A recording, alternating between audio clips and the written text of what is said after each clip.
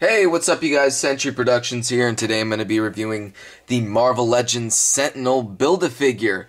So I've been waiting years to review this guy, and I thought that this was the perfect time. Of course, we've got X-Men Days of Future Past coming out, and I've heard rumors that the Sentinel's in it? I don't know. So I figured this would be a great time to review it. So many good things about this figure. It is just truly amazing. One of the best Build-A-Figures, if not the best. Well, I don't know. Giant Man still takes the cake for me, but nonetheless, still an amazing figure as far as the sculpt, the paint application, the articulation, its accessibility, the range of motion, the poses you can put it in. It's just purely amazing. I'm going to take you through everything. We're going to go through sculpt, we're going to go through paint, we're going to go through articulation, we're going to go through all of it. First and foremost, though, let's get some of the information on this guy. He came out in September of 2005. He was Toy Biz's second Build-A-Figure. I mean, a Build-A-Figure like this thing stands like over 12 inches tall. It's just truly amazing, and you got it for free if you bought the whole set. What a good reward for grabbing the whole set. So like I said, he's the second Build-A-Figure they came out with. This figure was sculpted by the great Dave Cortez. Of course, you guys have seen his figures around all over the place. So there was there was 9 figures in the line. 2 of them were variants. That was the Angel and the Cyclops. And you only needed 6 figures to actually complete the Sentinel. I believe the Omega Red and the Mystique came with the same piece, and you didn't necessarily have to get the variants in order to build the whole figure. So that's pretty cool. So yeah, pretty big wave. But you didn't have to get them all in order to pick up the figure like you do nowadays. So that's pretty cool. If you guys are wondering where I got all that information from, make sure to check out marvellegends.net. The link is in the description. For everything and anything Marvel Legends, they got all the information on there, every single wave, really nice pictures, and it's just extremely informative, and I just really enjoy going on their site. They also do news and stuff like that, so make sure to check them out. But anyways, let's get to this figure, man. So with this figure reaching around 16 inches in size, I wanted to show you guys exactly how high he stacks up against your normal 6-inch Marvel Legends figure. If we look down here, I got Gambit. I mean, this figure's so big I can barely get him in frame. Not the Gambit, the Sentinel, but here we got Gambit in comparison to him, and you can just see how tall this Sentinel really is. Really amazing, so let's go ahead and get Gambit out of there. First thing I wanted to talk about is the sculpt. This figure is amazing. There's not one single piece of this figure that hasn't been gone over with the sculpt, maybe other than the ball joints at the hip right there. But other than that, I mean, you can really just see the detail thrown into this figure, and with the paint added on top of that, it's truly an amazing figure. I really love the combination with everything they were going with here. You can pull up the shoulder flap and you can really see all the details in there, all the wiring throughout the Sentinel. There's even if you look at the elbow over here, you can see some cross hatching on the end there. I mean, it really is like he got in there and got dirty, got his hands dirty with this figure, with how much he sculpted it. It's just amazing, man. There's just so much to look at. There's just so much going on with this figure. It is amazing. You can see the details in the chest, at the top of the arm. There's some more details thrown, minus the dust. Sorry, this figure's been chilling on my shelf for a long time. But you can see all the little details thrown into this guy, even on the hands, even at the crotchal region, all the way down to the boots. I mean, this figure is just truly amazing, with just how crazy they sculpted it. I can't believe that you get this figure for free if you got the whole wave. And we check out the back of the figure.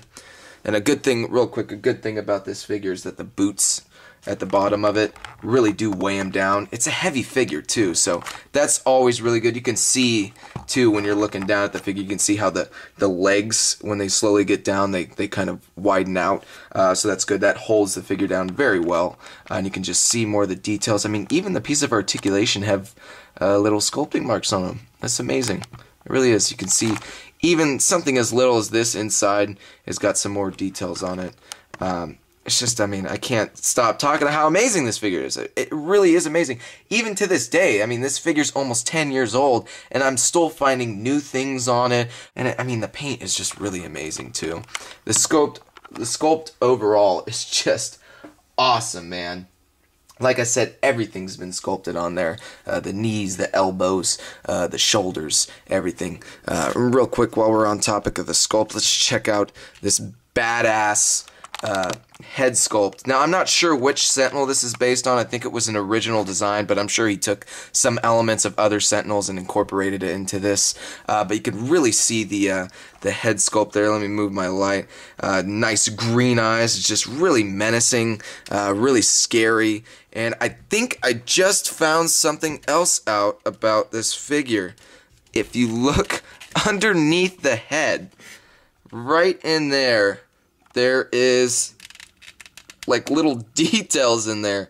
I mean, even stuff that's not showing on the figure was sculpted. I mean, that is amazing. Really is. I really like this head sculpt, though. This is one of the best head sculpts that's ever been put out by Marvel Legends. I'm just truly, truly impressed by this figure. So overall, the sculpt is just incredible. Alright, so as far as paint goes, every single piece of this figure has been touched with paint, whether it's been dry brushing, whether or not it's been having a purple incorporated into it or a blue incorporated into it, even down to those little pieces of sculpt in between. All these pieces have been touched with like bronze or something like that. I mean, it just really makes it pop. Got some silver in there, and I mean, even look at this part. This is completely different from this top part. This is all smooth and everything, but if you really take a closer look, it's actually not just smooth. Let me get my camera to focus. I mean, I don't even know how you do stuff like this. It's just incredible. This is like Sideshow Collectibles status right here. I mean, everything's been touched. There's not a single smooth part of the figure. It's just incredible. And the paint really helps drive out how well sculpted this figure is. And there's like a couple different blues being used in there. There's a couple different purples being used. I really like the combination he went with. It's really nice on the eyes. You got the head's purple and the arms are purple, but the forearms are blue and the diaphragm's blue, but then you go down into the legs where they're purple, and then you go even further down where it's blue, and you can see there's been some silver dry brushing in there. There's some black thrown in there. It's kind of got this rustic look to it, kind of new age, more modern. It just looks really incredible. There's just so many different colors thrown into this figure. It's hard to keep your eye on just one part of it, because as a whole it looks so incredible. And we got some gold right here. I mean, this thing is just so cool. You can see he's got his like little power core in the front right here, which is this really nice orange, and of course that's been sculpted. I mean, why wouldn't it be sculpted? It's just too awesome. And you can see there's some paint application thrown on the face. We've got this really nice pearlescent purple and blue on the head, which I really like, and that's also in the crotchal region too. I really like how those colors pop. Really cool. Overall, I mean, you couldn't ask for a better painted figure. You really couldn't. This is just above and beyond. And you can see the inside of the hands have been painted as well, and you can see there's like a little hole in there. You'll see on this side over here that I have the little tangle thing he comes with, where you can reach out, and this is actually kind of articulated. It's got like a wire in it, and you can manipulate it and move it in different poses. Same ones that came with Omega Red, if I remember correctly.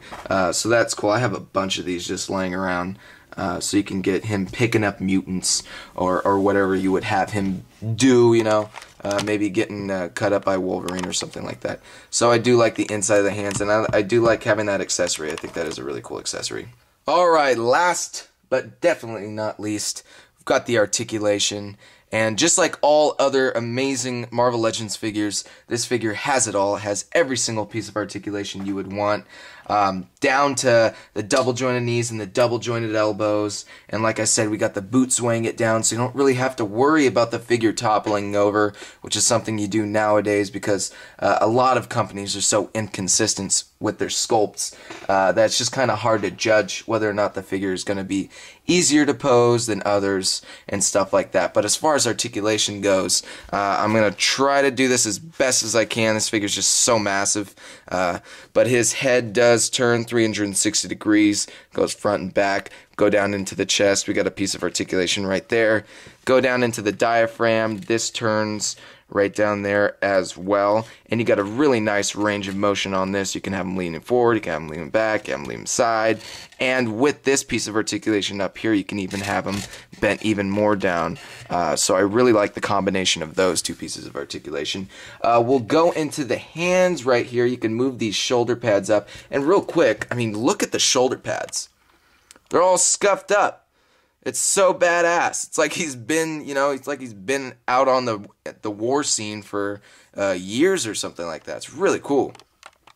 But two pieces of articulation into the arm, and you can just see how they went from the purple to the blue. I really like that transition right there. I think that's really awesome. But two pieces of articulation at the elbow right there, and then we go into the hands, and I really like this range of motion. We got a piece of articulation right here, which goes front and back, left and right, and individual finger articulation. Oh my god.